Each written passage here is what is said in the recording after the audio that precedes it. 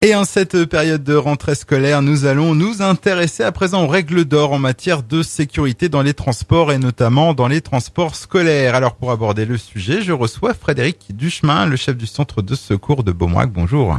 Bonjour Manu, bonjour aux auditeurs d'AGFM. Première règle en matière de sécurité dans les transports scolaires, on va commencer par le port du gilet jaune. Effectivement, le port du gilet jaune qui est apparu assez récemment. Donc c'est vrai que c'est pas très saillant parce que ça fait pas très joli, mais il est important de porter ce gilet jaune aussi bien dans le bus que dans l'attente du bus. Alors autre conseil que l'on peut donner aux parents cette fois qui conduisent leurs enfants au point d'arrêt des bus justement, c'est se stationner à côté du point d'arrêt pour éviter de l'enfant de traverser la chaussée.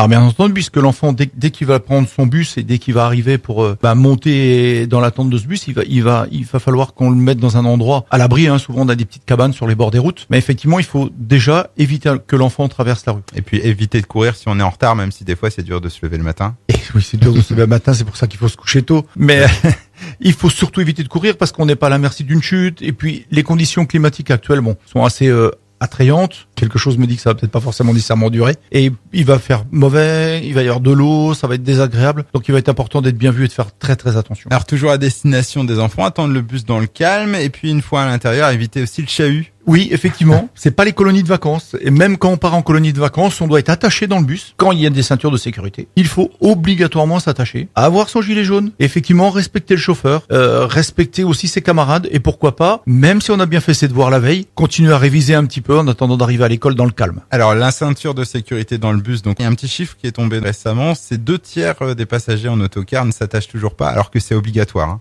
Oui, effectivement, c'est obligatoire. Alors, la problématique d'un bus, il y a un gros gabarit, on a des petites routes, donc on n'est pas à la merci d'une sortie de route toute simple. Et le problème, c'est que dans un bus où on arrive à mettre 50 élèves en même temps, si on a un tiers qui sont pas attachés, ça risque d'être une petite catastrophe, alors que on pourrait juste s'en tirer avec une grosse frayeur, tout simplement. Il est important de s'attacher. Alors, d'autres conseils qu'on pourrait donner aux écoliers ou aux parents, notamment à ceux qui se rendent à leur établissement scolaire à pied, en vélo ou en scooter? Donc, à pied, forcément, nécessairement bien rester sur les trottoirs, bien passer sur les passages cloutés, vérifier aussi bien à droite à gauche qu'il n'y ait pas une voiture. Est-ce qu'il y a nécessité de porter un gilet jaune pour aller à l'école à pied? J'en suis pas persuadé parce que on est en ville ou dans des communes où c'est bien éclairé. Par contre, concernant le vélo et concernant le scooter, dans les deux cas, le port du casque est obligatoire. Notamment en vélo, on a tendance à négliger le port du casque, mais une chute en vélo où la tête va tomber par terre, c'est aussi catastrophique qu'une chute en scooter. Et le gilet jaune en vélo? Et bien entendu, le gilet jaune aussi, parce que bien voir pour être vu, etc. Enfin, c'est des slogans qu'on a utilisés à une époque qui ont tendance à être perdus, mais il est important d'être bien vu, donc le gilet jaune est obligatoire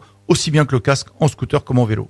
Et puis aussi bien respecter donc les emplacements spécifiques devant les établissements, éviter de se garer à la place des bus. Et voilà. Alors effectivement, comme on l'évoquait tout à l'heure, lorsqu'on vient amener l'enfant à l'arrêt de bus, il est important de respecter les emplacements aussi bien pour que les bus puissent se garer. Et à l'école, il y a des emplacements qui sont réservés pour les bus, pour les parents qui viennent déposer leurs enfants, et de façon aussi, éventuellement, s'il se passait quelque chose, à faciliter l'action des secours. Eh bien, merci pour tous ces conseils, Frédéric Duchemin. Et on rappelle donc que vous êtes le chef de centre de secours de Beaumoirac, et puis d'autres conseils de sécurité.